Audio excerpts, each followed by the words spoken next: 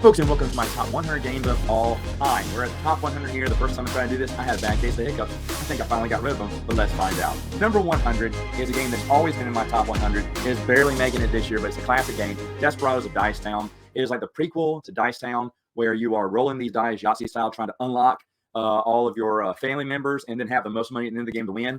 Very light game, so much fun, very cheap to get. In fact, Dice Town, the regular game, I don't even have it anymore. I've traded it away. Because I wasn't playing it that much. And I was playing Desperado of Dice Town way more. A lot of these games that I have on my list here are very cheap to get, and they just fly under the radar, which they're some of my favorites here. But Desperado of Dice Town, definitely there, number 100. Number 99, let's keep throwing them bones. Let's talk about Dice Forge, which is up here. So there it is. Dice Forge is a great game. You are basically forging your own dice as you're rolling them. You're upgrading them by paying certain amounts of money mixed with, I don't know what they are, fire and water, I don't know. But then you're taking these new dice, it's like Legos, you're popping out the sides and putting in the new side, and you're powering up your rolls. Your rolls are getting more powerful each turn, and the game ends pretty quickly. But by the end of the game, you have these big, powerful die that you're rolling and getting tons of as many victory points as you can. And a lot of the cards you buy in the game can also give you victory points. This is an awesome game. I love it so much. This year, I did not play the expansion there, Rebellion. I think it's great because it changes the way the game can be played a couple of times and adds some more face values in there. But I just haven't needed that. I got some promo cards for it a couple of years back, and I just kind of switch out the cards, and that's good enough for me. There's tons of replayability in just that. And while you're rolling the die, your faces are always going to be different. It's just such a fun game. I know they've done this with a couple of other games. Some board games have. I haven't tried any of those. Maybe I should, because I do like that mechanism of, popping out the size of the die and putting new ones in. And, you feel like, oh, yeah, these are super powerful die. Now I can roll. But just a great game. Dice Forge, my number 99. At number 98 is a game that's also been in my collection for several years, and it's never, ever once been outside my top 100, even though this is the lowest it's ever been. Tobago. I love Tobago. They came up with an expansion called Volcano, which is good. I didn't play with it this year because Volcano changes the way you get the game. In the regular game, you grab these amulets. Every time a treasure's found, amulets pop up on the island. And you want them because, A, they can give you a bonus move on your vehicle if you're trying to get to a treasure first, or, most importantly, if you get one of those dreaded curse cards, you can get rid of it with the amulet. So everyone wants an amulet in the game. But in the Volcano expansion, it's just a volcano with lava pieces. If you get every time someone gets an amulet, some volcano spills out into the island, thereby destroying some of the structures and also blocking your pathway to get to certain items. Everyone, and the volcano itself is some big, monstrous thing that you put in the center of the game board, and it's so intimidating, no one grabs amulets when I play with Volcano. It's so weird. I even did this once. I played back-to-back games, one with and one without it, a couple of years back. Completely different outcomes, right? People grabbing those amulets left and right. I mean, you just go store for them. No one. It was an island full of amulets, and if someone passed over one and went, I don't have to pick it up, right? I was like, whoa, no one wants these super powerful amulets because they're afraid of the lava. The lava may not be that bad, but I like how it changes your mind about how this game is played. So I like both of them, but if you have to get one, just get the base one. This game did get a reprint, thank goodness, so it's a lot cheaper to get. All right, number 97 is another game. For years, it has always been in my top 100. It is a great game, Cor America. It's still in my top 100. Oddly enough, the first time I debuted this into my collection, it was number 97. So that's like 6 years. Yeah, 6 years ago. So it's kind of crazy. It's gone all the way up and then come all the way, kind of done an arc here, coming all the way back down where it started. And this is a fantastic game. You are taking cards of different businesses, trying to create a synergy where you can get the most money, and you're trying to get laws passed that will allow you to get the most money while hurting other players. Now, the easiest way to do that is to run for president. When you run for president, you get to decide the law, but you also have to make some deals with people, but you don't have to follow through with those deals. And if you get to be president, you get these executive decision cards, which are somewhat powerful, not game breakers. I know someone who's been president a lot and didn't win the game, but they are nice to have. And the game flows really fast. It's super quick, and it's so much fun. It doesn't look like fun. It looks like one of the most boringest games in the world when you just look at the pieces and the cards and everything. You're like, this doesn't look fun. It is fantastic. We always have a great time playing this. There is always wheeling and dealing, fake outs. I rarely am president. I rarely run for president. I like to pull the strings, but I do love it when a president, it usually happens on the last turn. President screws everyone over because they got no ramifications on what they do. But it's funny when that happens because one of them was you split $15 anyway. He went, all right, if you pass this, I'll give you 10. I'll take 5. If you really help me out. And the guy goes, okay. So I don't know. He may have given more money because he was also going to pass into the law too. And so he made all these deals, and then he reneged on all the deals when he became president. The guy was so mad. I said, hey. I said, to be fair, that is the name of the game. And now he's like, I'll never trust you. So this game can break up friendships maybe, but that is the beauty of this game. Such a great game, Corporate America. Number 96 is a T game. I love my T games, and I love Darjeeling. Darjeeling is a game you never hear about, and it's always been a top 100 game. Past 5 years in my collection, always been in my top 100. And you are moving a man with a cart across these areas, gathering tea crates to put together to form these big tea cases. And when you get that shipment on the boat, that's when you start generating victory points. And that's when the timer goes, because the longer it stays on those boats, the more points you're going to get. So everyone else must be selling their shipments too as fast as they can.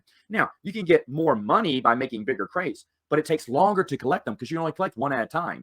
And they're not all next to each other either. So it could take you a while. And all that time, this person's just rolling in the points. So I love it that, you really just got to get those crates together. It doesn't, you want the bigger ones, but you can't afford to wait that long because so-and-so is really racking up points. And it forces you to just keep moving, selling, moving to the next one. And it's such a great game. You can get it for really cheap because no one knows about it.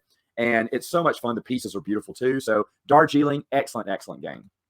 All these are excellent because they're in the top 100, of course. All right, this one, number 95, Campaign Trail. Gray Fox games. The only Gray Fox game I have in my collection. And I'm kind of shocked by that because they've had a lot of them that I thought would be keepers, and I got rid of them over time. But Campaign Trail, I'm never getting rid of.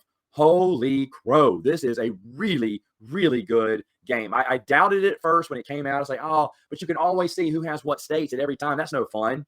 Yeah, for me, who likes the element of surprise. But it is fun. I've decided that I really love that. There is no long counting at the end, counting the states. We could do that, and I thought about doing that at the end, but I was like, no, it's better if we just wait. And you would just wait to the end, and when the ending comes, it ends with the shebang. Sometimes it's really close. Sometimes you're doing these last minute plays to get all these states. My favorite thing to do in this now is to be tied in a bunch of states without anyone knowing it, and then at the very last few turns start triggering those last few states, and the states just start flipping to me. Of course, you're losing a lot of states, you're gaining a lot of states. There's battles all over the U.S. It is so much fun. It's for 4 players now. I don't think they'd ever do this, but I want them to do a 5th player. Because I think the Independence Party is what's next. I can't remember what party it is. It's the Constitution Party is who would, I guess, be the 5th player. And they'd be a white player with an eagle, I would imagine. And they'd be awesome, too. But I don't think they're going to bring the Constitution Party in there. I think, at first it was a 3-player game. The expansion made it 4, and they're done with that. But Constitution Party, I'd love to play as. I'm usually the Libertarians. And but it doesn't matter who you are because it's so much fun. It is so much fun to play. The debates are really good. Everything about this game is super strong. And it's honestly a blast. Now, like I said, most games have a sophomore slump, the second year on my gaming shelf. This year, this game has actually moved into my top 100, and it could be even higher, to be honest. I just didn't play it as much. I played it multiple times, but not as much as I wanted. And so I think if I played a little bit more, it would have been higher on the list. This is a phenomenal game. I take back all the doubts that I had when it was coming out. I said, I don't know if it's going to be that good. Wow. Excellent game, Campaign Trail. Number 94. Been in my collection for quite some time. Signori. Love Signori. It's an older game by What's Up Games. And basically, you're just taking the dice and taking actions on your board, either upgrading your player board, getting your son's careers in the military, in the religion track, or in politics, while all the while marrying off your daughters to different powerful families for victory points. And it's just a beautiful game. A beautiful game. I don't get to play it enough, it feels like. Every time it comes out, though, it's so much fun because you want the larger die to get the bigger actions, but if you can keep them under a certain amount, then you'll get this bonus. And the bonus is too good to miss out on because you really want the bonus. And there's just a lot of different aspects of this game. Everyone's going for different type of shields in the game too. Different mixes of shields can be worth in-game points. And there's so many ways to score here and so much going on. But yet it's all in a tidy, little, streamlined, smooth delivery that this game gives you. Signori is excellent. My number 94. Number 93, folks, it's time to bring Queen games onto the list here. I love a lot of Queen games here. And this one is no different. It's Bastille. This is one that came out and then left. No one talks about it anymore. But again, it is worker placement in ways. You're placing these shields. The number of the shield dictates who goes first. If it's a tie, the person who played first goes first. But you're basically grabbing these peasants, arming them, for victory points at the end, or just trying to get victory points in different ways, upgrading your shields, by the way, trying to get cubes in the bag. Cubes in the bag is a very important thing at the midway and at the end of the game. You have to get the queenies for all this because it just adds more pleasure to the game. In fact, I'll be honest, again, I've said this before, without the queenies, this game is not in my collection. This game is not in my collection, I don't think. I think I would have traded it away by now. But I do enjoy this game. Every time it comes out, it doesn't look like much when you bring it out. It's like, what's this? But then when people really start getting into the game, everyone loves the game. So Queen games, you're going to see a lot of their games in my collection here, especially in the top 100. And this is the first one I'm mentioning now. Number 92 is a new game in my collection. It was so good, I put it in the top 100. It's the Wolves. Pandasaurus games, I only have this game and Dinosaur Island, Dinosaur World. Dinosaur Island, Dinosaur World, I love these games. but because of AP, they're not even in my top 200 right now because the AP is so bad. These are 6-hour games for 4 players. I can't do that. Whereas the Wolves, you get to basically decide when rounds end a lot of times because as you're upgrading to huts or taking over other Wolves, you're putting these pieces on the counter board. It's you who can trigger the end of a round, and that means that you need to make sure you have error majority before you trigger the end. There's a good balance of that. How the cards and the actions work, how the upgrades work on the board is really sweet too. And here's the thing. I'm just scratching the surface of this game because there's someone in my gaming group who loves Wolves. He wears the 3 Wolf t-shirt, not as a joke.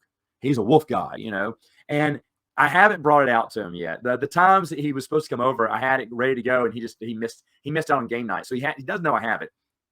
I'm gonna wait for the perfect time to bring it out for him because I know he's gonna immediately buy the game when he sees it. He doesn't even know it exists, but it's such a solid game. I was really shocked. I got this because it was on sale earlier this year. I was like, yeah, I'm gonna try it out, and I was like, what is going on? What an incredible game! Pandasaurus' best game in my opinion. And my opinion doesn't count because everyone doesn't think like me. But oh well. All right, and then the last one, number 91, bringing Queen games back again. Parfum. Parfum has always been in my collection. It's in my top 100, I should say. Excellent game. I do have the Queenie for this, the extra perfume scents or whatever, but you don't need it. It's an impossible Queenie to find now, but you do not need it to play the game. It's one of the few times I would say without the Queenies, I'd still play this game a lot. But as you're taking turns, taking actions with those turns, you want to go first, even though it gives you the less amount of actions because you get to sail first. But at the same time, going last gives you more actions to build up your perfume bottles. And it's basically just rolling dice and getting the dice and matching it up with the bottles that you need.